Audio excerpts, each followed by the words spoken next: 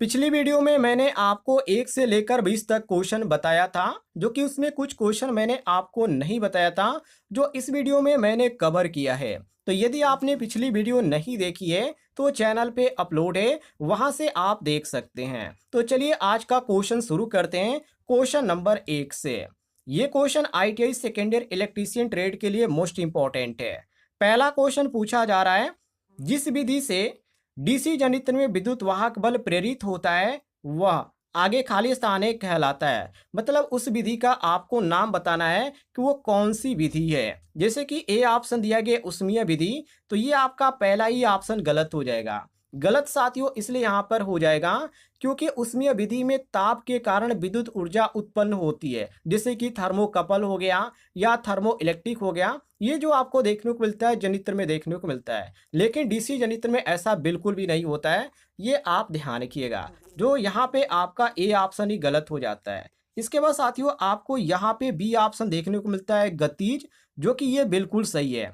सही यहाँ पर इसलिए क्योंकि डीसी जो जनरेटर होता है या डीसी जनित्र जो होता है एक ही बात है। उसमें विद्युत वाहक जो बल होता है, जिसको हम शॉर्ट कट में ईएमएफ बोलते हैं, ईएमएफ इलेक्ट्रोमोटिव फोर्स बोलते हैं, ये तब उत्पन्न होता है जब चालक को चुंबकीय क्षेत्र के भीतर घुमाया जाता है। ये ध्यान रखिएगा। तो यहाँ पे हमारा जो सही होता है वो ऑप्शन नंबर बी सही हो जाता है, क्योंकि क्वेश्चन में भी यही पूछा जा रहा है कि विद्युत वाहक बल प्रेरित होता है ये किस विधि से, तो ये गतिज विधि से होता है। और ये जो प्रक्रिया होती है घुमाने की, जो चुंबकीय क्षेत्र के भीतर घुमाया जाता है, इसी विधि को यहाँ पे बोला जाता है गतिज प्रक्रिया। ध्यान रखिएगा, यहाँ पे जो होता है मोशन इसमें होता है, इसमें गति जो होती है उसकी वजह से चुंबकीय क्षेत्र जो होता है एक माध्यम से चालक काटता है। और ये जो आपका होता है एक इसमें नियम भी होता है, जो कि फैराडे का विद्युत चुंबकीय जो प्रेरण नियम है इसी पे लागू भी होता है। तो हम इसी कारण यहाँ पे बी ऑप्शन करेक्ट आंसर मारेंगे। बाकी यहाँ पे सी ऑप्शन दिया गया स्थितिज, तो ये बिल्कुल यहाँ पे गलत दिया गया है, क्योंकि स्थिति जो ऊर्जा होती है ये वो ऊर्जा होती है जो किसी वस्तु में उसकी जो स्थिति या अवस्था होती है उसके कारण ये उत्पन्न होती है। तो ये आपकी अलग चीज हो जाती है। और डी ऑप्शन दिया गया रासायनिक, तो ये भी बिल्कुल यहाँ पे गलत है, क्योंकि रासायनिक विधि से विद्युत ऊर्जा उत्पन्न करने वाले जो स्रोत होते हैं जैसे बैटरी माना जाता है, तो ये सभी आते हैं, ये सभी आपके रासायनिक अभिक्रिया के अंतर्गत आते हैं। लेकिन इससे ईएमएफ जो होता है ये आपका उत्पन्न नहीं होता है। तो हम यहाँ पे इसको भी गलत मारेंगे। सही ऑप्शन केवल हमारा बी ऑप्शन होगा, मिला लीजिएगा। आगे देखते हैं अगले सवाल को। सवाल नंबर 2, जिसमें साथियों पूछा जा रहा है कि डीसी जनित्र का कार्य सिद्धांत है। यह भी क्वेश्चन आपका काफी इंपॉर्टेंट है। देखिए इसमें जो सिद्धांत है, जो कि डीसी जनरेटर जिस सिद्धांत पे कार्य करता है वो आपका फैराडे का विद्युत चुंबकीय प्रेरण नियम होता है। जो कि यहाँ पे आपको ऑप्शन में सी ऑप्शन देखने को मिल रहा है, फैराडे का विद्युत चुंबकीय प्रेरण नियम। तो ये आपका यहाँ पे सी ऑप्शन बिल्कुल करेक्ट आंसर हो जाएगा। ये ध्यान रखिएगा। और इसमें नियम क्या होता है, नियम इसमें यही होता है कि जब किसी चालक को चुंबकीय क्षेत्र में घुमाया जाता है तो वो चुंबकीय बल रेखाएं को काटता है, जिससे उसमें विद्युत वाहक बल उत्पन्न होता है। और उसी को हम बोलते हैं फैराडे का नियम या फैराडे का सिद्धांत बोलते हैं। यही इसमें नियम है और डीसी जनरेटर जो होता है उसी सिद्धांत पे कार्य करता है। तो हमारा यहाँ पे सी ऑप्शन सही हो जाता है। बाकी यहाँ पे बी ऑप्शन दिया गया लेंज का नियम, तो ये बिल्कुल गलत है, क्योंकि साथियों लेंज का जो नियम है ये हमें ये बताता है कि किसी जो ईएमएफ है वो किसी भी यहाँ पे उत्पन्न ईएमएफ जो होता है उसकी दिशा क्या है, ये हमें जो बताता है वो लेंज का नियम बताता है। तो यहाँ पे जब भी दिशा की बात आती है तो उस समय यहाँ पर लेंज का नियम का उपयोग करते हैं। बाकी यहाँ पे डीसी जनित की सिद्धांत की बात किया जा रहा है, तो डीसी जनित का सिद्धांत जो होता है इसमें ये कार्य नहीं करता है, ये ध्यान रखिएगा। तो हमारा ए ऑप्शन गलत हो जाता है। बी ऑप्शन है सहप्रेरण, तो ये भी बिल्कुल गलत है, क्योंकि सहप्रेरण जो होता है ये दो कुंडलियों के बीच में होता है। और जब भी करंट परिवर्तन होता है तो एक दूसरे में क्या होता है, ये ईएमएफ उत्पन्न होता है। और ये आपका जो होता है ये ट्रांसफार्मर में देखने को मिलता है, और भी बहुत सारे यंत्र है जिसमें यह लागू होता है, लेकिन डीसी जनित में ये सिद्धांत लागू नहीं होता है। तो इसी कारण हमारा बी ऑप्शन गलत हो जाता है। बाकी सी ऑप्शन तो हमारा सही ही है ही, कोई दिक्कत नहीं है। और डी ऑप्शन दिया गया ओम का नियम, तो ओम का नियम V बराबर आई आर, सभी लोगों को मालूम होगा V बराबर आई आर। तो जब भी यहाँ पे वोल्टेज या धारा या रेजिस्टेंस की बात किया जाता है तो वहाँ पे हम ओम का नियम यहाँ पर लागू करते हैं, क्योंकि ओम का जो नियम है हमें केवल यही बताता है कि वोल्टेज और धारा और जो यहाँ पे प्रतिरोध है उनके बीच संबंध क्या है। तो ये जो हमें ओम का नियम बताता है, बाकी इसका डीसी जनरेटर से कोई भी संबंध नहीं है। तो हम यहाँ पे डी ऑप्शन गलत मारेंगे। सही ऑप्शन होगा हमारा ऑप्शन नंबर सी, बिल्कुल करेक्ट आंसर। क्लियर हो गया साथियों, आगे देखते हैं। इसमें यहाँ पे पूछा जा रहा है कि किसी चालक में विद्युत वाहक बल प्रेरित होने के लिए आवश्यक है। क्या यहाँ पे आवश्यक होना चाहिए, ये यहाँ पे क्वेश्चन में पूछा जा रहा है। तो किसी भी चालक में विद्युत वाहक बल प्रेरित होने के लिए दो चीजों का होना जरूरी है, गतिमान चुंबकीय फ्लक्स का और गतिमान चालक का। और यहाँ पे जो आपको सही देखने को मिलता है ऑप्शन नंबर डी देखने को मिलता है। और एक चीज यहाँ पर ध्यान रखिएगा, ये फैराडे के जो विद्युत चुंबकीय प्रेरण का नियम है उसी के अनुसार काम भी करता है। और फैराडे के विद्युत चुंबकीय प्रेरण का नियम क्या है, इसका नियम यही है कि जब किसी चालक के चारों ओर चुंबकीय फ्लक्स में परिवर्तन होता है तो उस चालक में एक विद्युत वाहक बल उत्पन्न होता है। यही इसका यहाँ पे नियम है, जो कि ये परिवर्तन जो होता है दो तरीके से होता है। एक आपका चालक का जो चुंबकीय क्षेत्र है उसमें यहाँ पे घुमाकर होता है, और दूसरा चुंबकीय फ्लक्स को बदलकर होता है। तो ये इनका अलग अलग यहाँ पे सिस्टम है, बाकी हम उस पर नहीं जाएंगे, केवल यहाँ पर ऑप्शन को देखेंगे। तो यहाँ पे हमारा ऑप्शन डी सही हो जाता है। बाकी यहाँ पर ए ऑप्शन दिया गया कि स्थिर चुंबकीय फ्लक्स एवं स्थिर चालक, तो ये यहाँ पे बिल्कुल गलत है, क्योंकि जब तक ना तो आप इसमें चुंबकीय क्षेत्र बदल रहे हैं और ना ही इसमें चालक को उसकी गति कर रहे हैं, तो उस समय आपको ईएमएफ देखने को मिलेगा ही नहीं, मतलब उत्पन्न ही नहीं होगा। तो ये हमारा ए ऑप्शन ऐसे ही गलत हो जाता है। बी ऑप्शन देंगे पल्सेटिंग चुंबकीय फ्लक्स एवं गतिमान चालक, तो ये भी बिल्कुल गलत है, क्योंकि पल्सेटिंग मतलब कि यहाँ पे घटने बढ़ने की यहाँ पे बात किया जा रहा है, तो उस समय भी आपको यहाँ पे नहीं देखने को मिलेगा। मतलब कि ईएमएफ तो उत्पन्न कर सकता है पल्सेटिंग फ्लक्स, लेकिन यदि यहाँ पे चालक की बात किया जाए तो चालक भी गतिमान होना चाहिए, ये ध्यान रखिएगा। तो ये भी हमारा गलत हो जाता है। और यहाँ पे आपका सी ऑप्शन है कि गतिमान चुंबकीय फ्लक्स एवं गतिमान चालक, तो ये भी साथियों बिल्कुल गलत है, क्योंकि दोनों यहाँ पे बात किया गया है। यहाँ पे गतिमान चुंबकीय फ्लक्स की भी बात किया गया है और यहाँ पे गतिमान चालक की भी बात किया गया है। इसी कारण यहाँ पे गलत है, क्योंकि इस स्थिति में आपको जो देखने को मिलेगा यहाँ पे ऐसा बिल्कुल भी यहाँ पे नहीं देखने को मिलेगा कि ये चलेगा, क्योंकि ये जरूरी नहीं है कि दोनों जो है गतिमान हो। तो इसी कारण हमारा यहाँ पे सी ऑप्शन गलत हो जाता है। और डी ऑप्शन दिया गया या तो गतिमान चुंबकीय फ्लक्स या अथवा गतिमान चालक, तो ये हमारा डी ऑप्शन करेक्ट आंसर हो जाएगा। क्लियर हो गया साथियों। यदि आपको किसी भी क्वेश्चन में किसी प्रकार का डाउट हो तो आप लोग कमेंट बॉक्स में पूछ लीजिएगा, आपको जानकारी मिल जाएगी। आगे बढ़ते हैं, अगले सवाल को देखिए। आगे पूछा जा रहा है कि यदि आर्मेचर को स्लिप रिंग से जोड़ दिया जाए तो आउटपुट होगा। तो आउटपुट उसमें क्या देखने को मिलेगा, देखिए जब आर्मेचर को आप स्लिप रिंग से जोड़ेंगे या जोड़ा जाता है ऐसे कहिए, तो उस समय वो जो आपको काम करते हुए देखने को मिलेगा एसी जनरेटर की तरह काम करेगा। क्योंकि साथियों स्लिप रिंग का केवल एक ही यहाँ पे कार्य होता है, जो कंडक्टर होता है उसको बाहरी सर्किट से जोड़ना, ये आपका होता है। और बिना धारा के इसमें दिशा बदलना, ये आपको जो देखने को मिलता है स्लिप रिंग का देखने को मिलता है। तो इसलिए जब भी यहाँ पे आर्मेचर चुंबकीय क्षेत्र में घूमता है तो उसमें जो प्रेरित ईएमएफ होता है वो उत्पन्न होता है, और समय के साथ साथ वो अपनी दिशा भी बदलता है। यानी कि आउटपुट जो आपको देखने को मिलेगा एसी अल्टरनेटिंग करंट देखने को मिलेगा। और यहाँ पे आपको अल्टरनेटिंग करंट जो देखने को मिलता है वो ऑप्शन नंबर ए देखने को मिलता है। तो ए ऑप्शन आपका करेक्ट आंसर हो जाएगा। बी ऑप्शन दिया गया पल्सेटिंग करंट, तो ये आपका बिल्कुल यहाँ पे गलत दिया गया है, क्योंकि पल्सेटिंग करंट जो होता है साथियों ये वो होता है जब एक ही दिशा में यहाँ पे बात किया जाता है कि एक ही दिशा में यहाँ पे धारा प्रवाहित है, तो उस समय यहाँ पे हम इसका उपयोग करते हैं। उसका परिणाम जो होता है वो समय के साथ आपको देखने को मिलेगा कि घट भी रहा है और बढ़ भी रहा है, तो ये आपकी अलग कंडीशन होती है।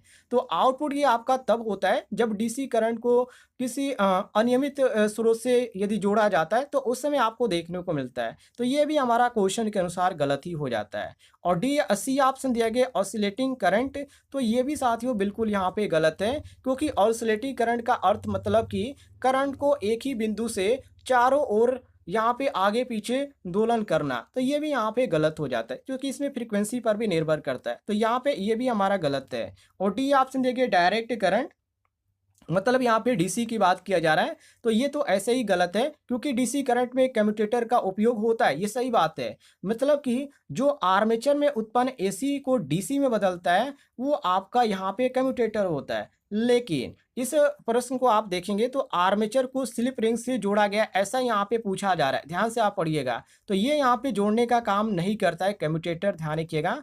इसलिए यहाँ पर हम जो सही मारेंगे केवल ए सी ऑप्शन सही मारेंगे। यहाँ पे ए सी हमारा करेक्ट आंसर हो जाता है। क्वेश्चन को आप ध्यान से देखेंगे उसमें पूछ क्या रहा है, उसके अनुसार आप ऑप्शन को देखेंगे तो सही ऑप्शन आपको देखने को मिल जाएगा। क्लियर हो गया? आगे बढ़ते हैं। आगे सवाल में पूछा जा रहा है कि कम क्षमता वाली डीसी मशीन की योक खाली स्थान की बनाई जाती है, मतलब किस चीज़ की यहाँ पे बनाई जाती है? तो ये बनाई जाती है कास्ट आयरन की। जी हाँ साथियों, कम क्षमता मतलब कि लो यहाँ पे रेटिंग की बात किया जा रहा है। तो लो रेटिंग की जो यहाँ पे डीसी मशीनें होती है उनकी जो योक बनाई जाती है ये बनाई जाती है कास्ट आयरन की।